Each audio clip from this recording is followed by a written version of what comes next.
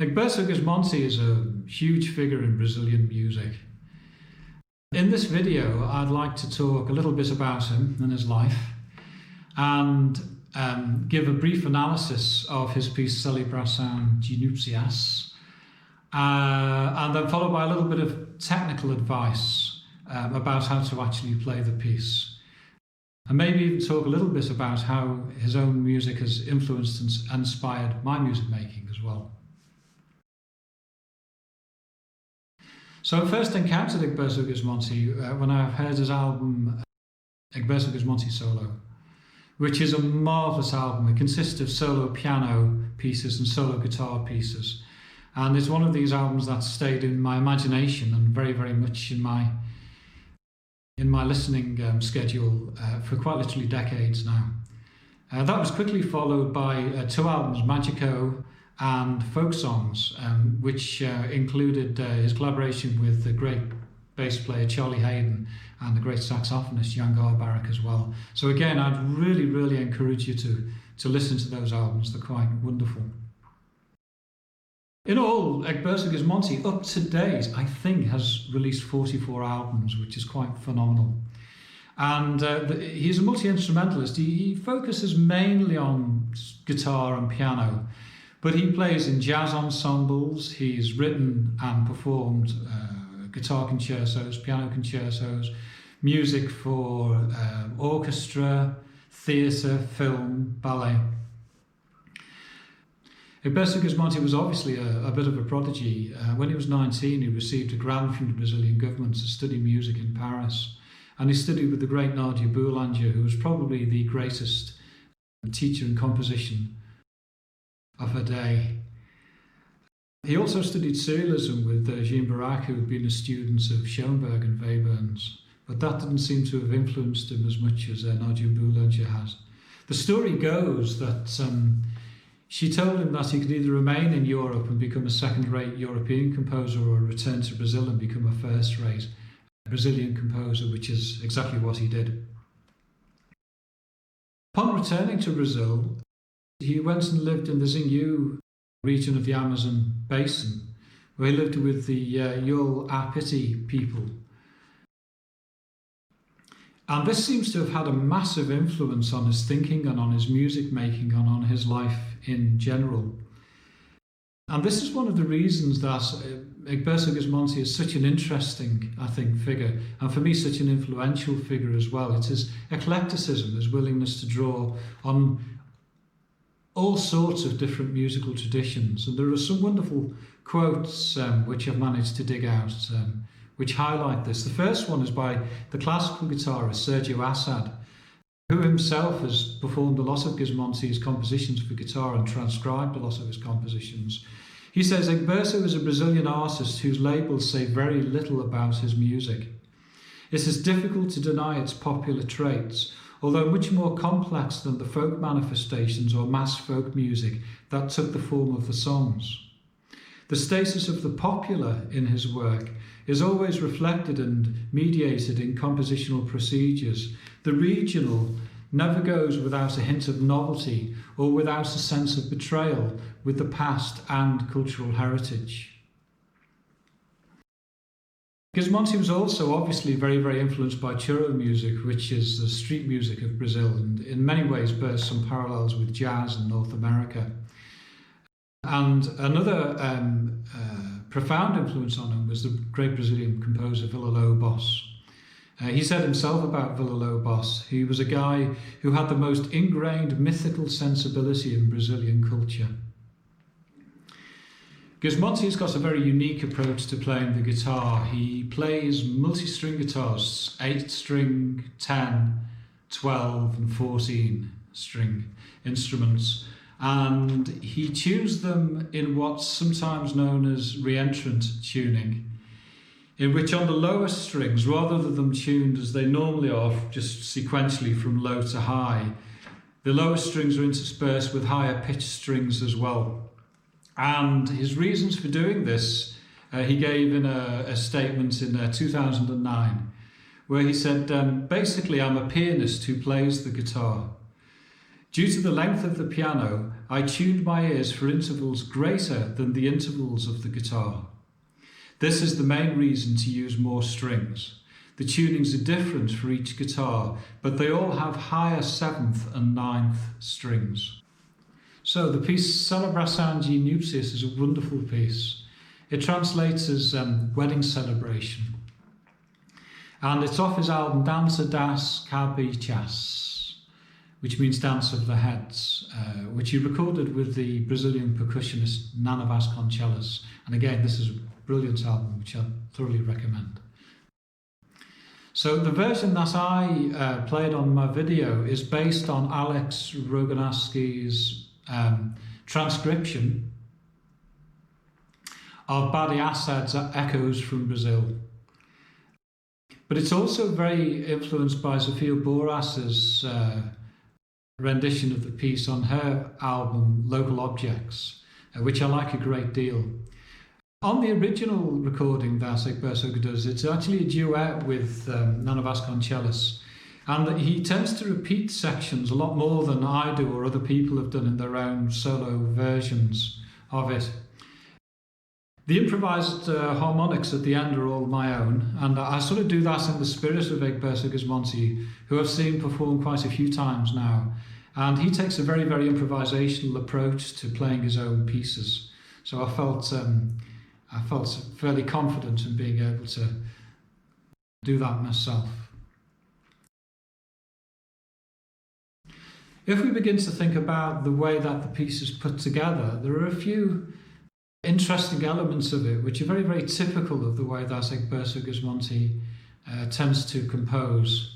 The first thing is, if we think about the actual key, the key is clearly the key of E, but it's rather difficult to define even from the opening bars whether we're talking about E major or E minor. So it starts here like this, where we've got this G natural in here. And then almost right away we get this G sharp, and then we get G natural again.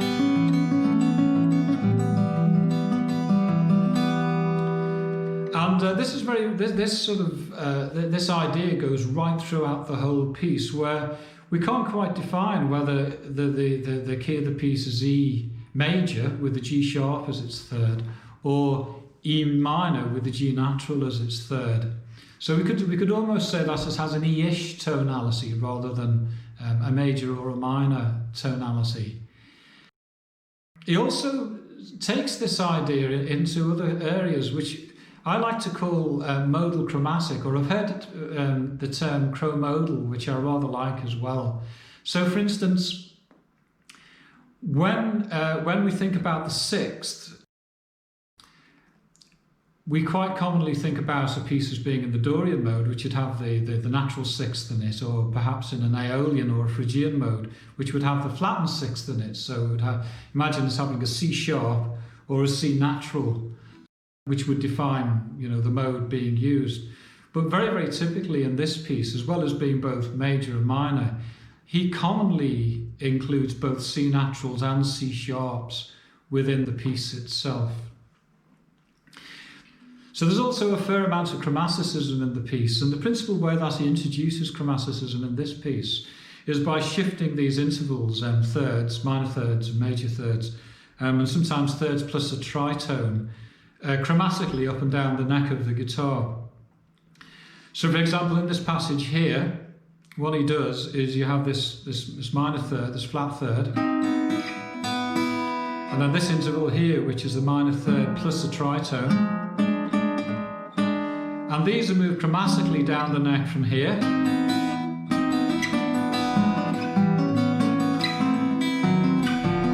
Like this.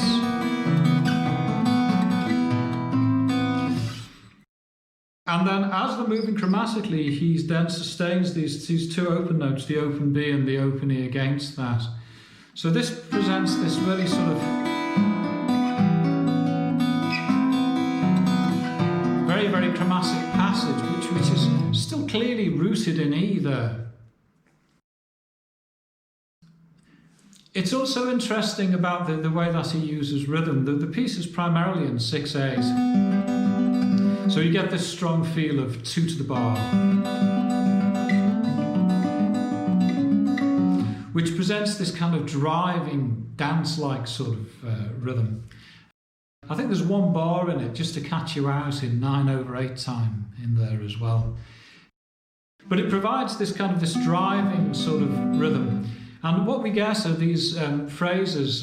He sort of alternates short 2-bar, sometimes 3-bar phrases with these longer phrases as well. And you also get these passages where you have these, just a static passage with these repeated notes, which have this effect of building up tension and leading into the next section of music.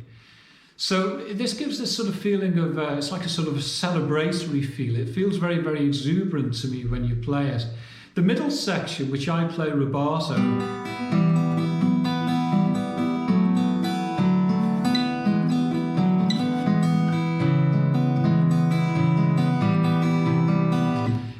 it almost sounds a little bit drunken to me. Or in some ways, sometimes when I'm playing it, I kind of imagine that, which kind of takes me back to the idea of a wedding celebration again. But it's a very beautiful passage, and I really love slowing it down. When I first practiced this, of course, I played this with a metronome. I was playing it very, very strictly. But after listening to Zofia Boras's version, I couldn't help but feel that just works so beautifully slowed down. So that's the way I tend to like playing it myself now, anyway. So the piece actually provides quite a few technical challenges as well. And it might be interesting to talk about these. The first thing is to avoid the hand from bobbing around when you're playing. So if I play this passage here, the opening passage. Obviously, if the hand is bobbing around like this when you're playing, you're going to lose control with that hand very, very quickly, and you'll lose that rhythmic drive that you need to maintain. So to that end, what I'd recommend doing is lots of prepared arpeggio practice. So this very, very briefly is if I play this arpeggio here, thumb, index, and middle, thumb,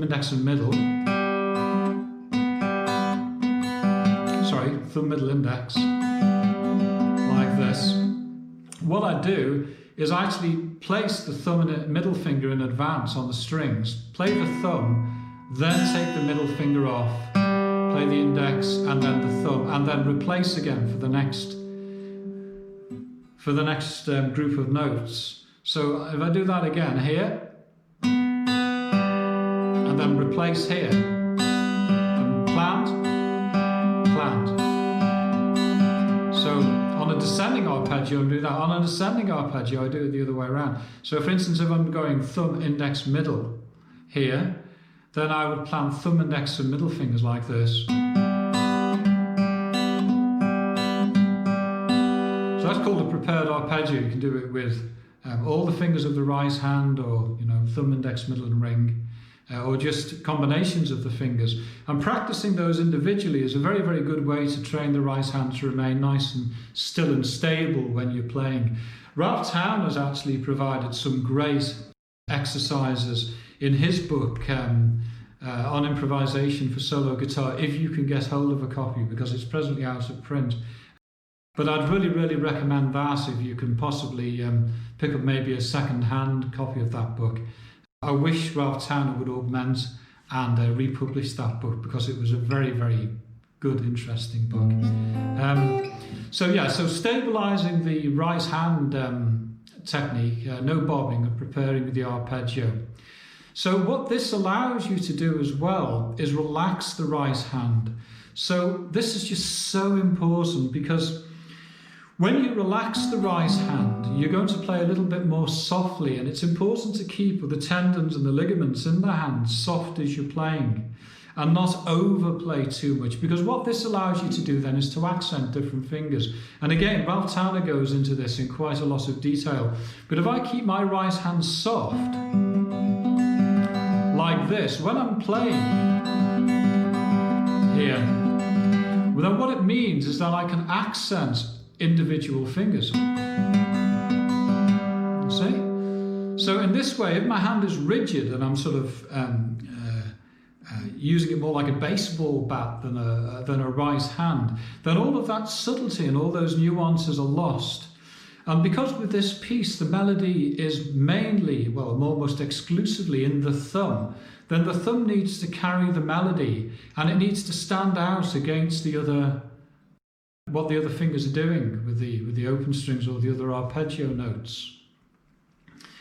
So being able to accent with the thumb is about obviously being aware to do that, but then keeping this right hand nice and stable and soft whilst you're actually playing. And a big part of your practice and your preparation should really, really bear that in mind. And then if you've got any problems with keeping your right hand relaxed or right hand placement, then you can investigate that. There's some good books, or even better, get a good teacher who can really, really look at the way that you play and diagnose it for you personally, which is an important thing that only a teacher can do with you. You can't get it on YouTube or reading books.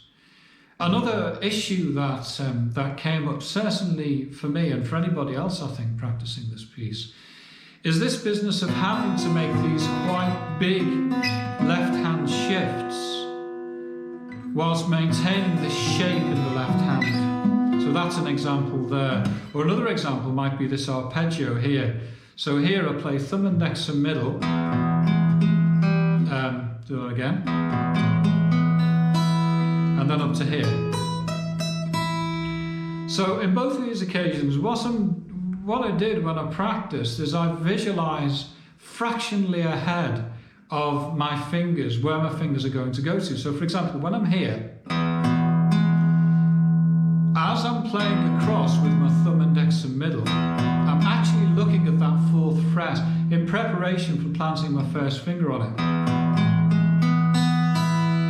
And then while I'm playing that arpeggio, thumb, index, middle and ring here, I'm not looking at here, but I'm actually then bringing my eyes to look here, like this. And then as I'm here, I'm looking at that 12th fret to reach up. So here, and then looking at the 4th fret here, looking at the 7th fret and 9th, and here looking at the 12th fret. Like that. So the same's true in this passage. So when I'm playing here, I'm actually looking at the next position on the 4th and 6th frets here, so the 7th frets. And then when I'm here, I'm not sat looking at that, but what I'm doing is I'm fixing my attention on the 11th and 9th frets here. So here, looking ahead into position. So that way, when I'm making these shifts, I'm not doing this unprepared, but I've got a very, very clear idea in my mind where that's going next. So, again, I'm sighting along the edge of the neck to do this. I'm not trying to reach my head over to see where the fingers are here. I'm sighting along the neck from the 1st position to the 4th position to the 9th position, and then into the next section. Okay, in that next section, we come across the next technical difficulty, which is this little legato here.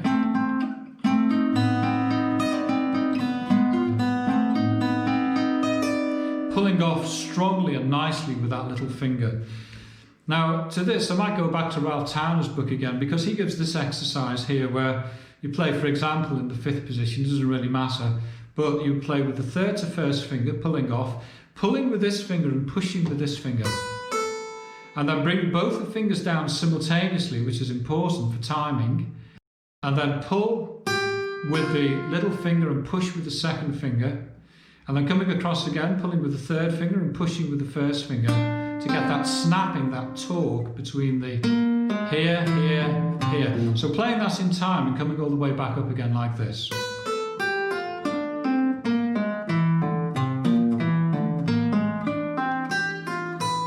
So putting a beat on that and just playing that. You can do the same with other finger combinations.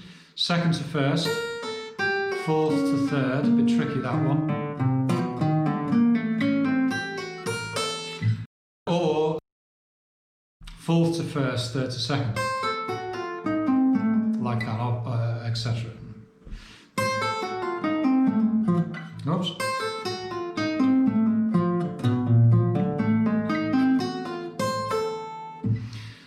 So what you learn by that is to keep the hand relaxed and to pull the string down square. And so it avoids you from twisting away as you make the legato like this, like you see people doing this. This is not so good because what it is, you don't get a good strong pull on the note. And also it puts the hand out of position for when you want to play the next legato. And that's not going to work for you, particularly here. So as I come here, there you can see that the hand is remaining square. And then the finger, when I pull off, is pulling vertically down and plucking the string with the little finger as if, I'm just literally plucking the string like that. Okay, so here. Here. Okay, so there's that motion of a square movement vertically straight down, physically plucking with that finger and pushing a little bit with the opposing finger. So if you practice that, then that will give you nice strong legatos in that section there. So a lot of these ideas involve staying physically relaxed. So this involves having a good sitting position. For most people playing classical guitar, that's going to be with guitar on the right knee. I wouldn't recommend a footstool these days. These guitar supports are fantastic. They allow you to play put both feet on the floor and play with a nice solid posture with your hips square, sat down, your spine straight, your head balanced, on the top of the shoulders. And the shoulders relaxed and the bring in the hand. I actually prefer the guitar on the right knee. I might maybe talk about that in a moment. But this is having the guitar in this position with the neck fairly high allows you to get to these higher frets and then keep the hand in a nice square position to be able to execute some of these more difficult passages. So. Yeah, when we're moving, if we're making any movements at all here, for example, with regard to posture, if my head's balanced on the shoulders here and I look down, what I do is as I sight along the neck here, I try and avoid bringing the head over to sight this way, looking down onto the fingerboard. I don't actually need to look down onto the fingerboard because I can tell where my fingers are when I'm playing anyway. So if I am sighting on the neck, if I'm not looking away, or I've got my eyes closed, as I often do, then I'm sighting along the edge of the fingerboard. And this is important because what it does is it means the head remains upright. So the head is about the same weight as a 10-pin bowling ball, if you think about it. So obviously, if you thrust your head forward like that, then all your neck muscles and your shoulders are supporting this great heavy weight. And this isn't good for you at all. It's not good for your playing. It makes you tense, fatigues you. It can give you back problems and all sorts of problems. So keeping the head balanced on the shoulders, sighting along the fingerboard. Both shoulders relaxed, the arms relaxed, the hands soft when you're playing.